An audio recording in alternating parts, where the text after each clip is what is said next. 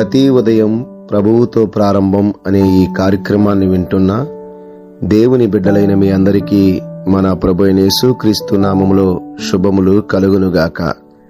ఈ ఉదయకాలం కూడా దేవుని వాక్యాన్ని విని మన దైనిక జీవితాన్ని ప్రారంభిద్దాం. కీర్తనా గ్రంథము 26వ అధ్యాయము 12వ వచనము. సమభూమిలో నా పాదములు నిలిపి ఉన్నావు, సమాజములలో యెహోవాను స్తుతించెదను అని రాయబడి ఉంది.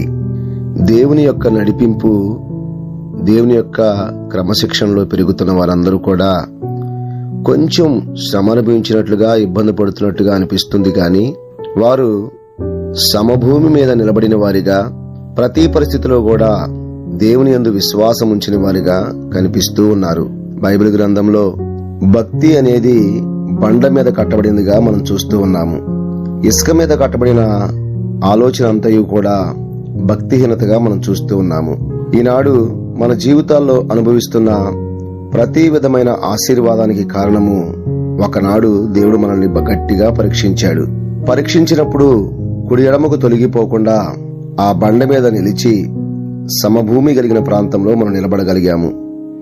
ఆలోచించండి, లోకస్తులు ఎలా ఉంటారు? ధనమున్నప్పుడు ఒక రకంగా ఉంటారు, ధనము లేనప్పుడు ఒక రకంగా ఉంటారు.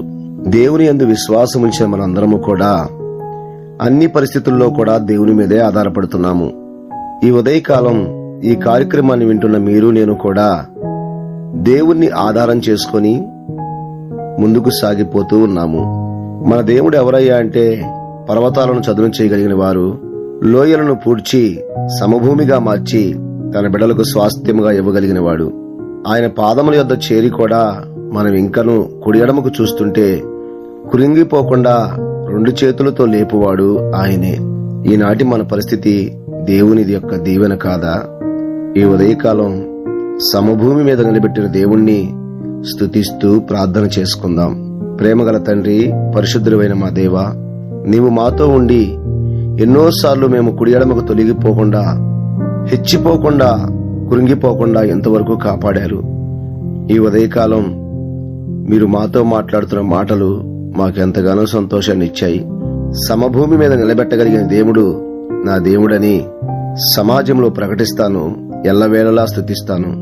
అలాంటి కృప మాలో ఎల్లప్పుడూ నివసింపచేయమని మా రక్షకుడు నీ ప్రియకుమారుడైన యేసుక్రీస్తు నామములో ప్రార్థిస్తున్నాను పరమ తండ్రి, ఆమెన్. మన ప్రభువైన యేసుక్రీస్తు వారి కృపా సమాధానములు ఈ దినమంతా మీకు తోడై ఉండునుగాక.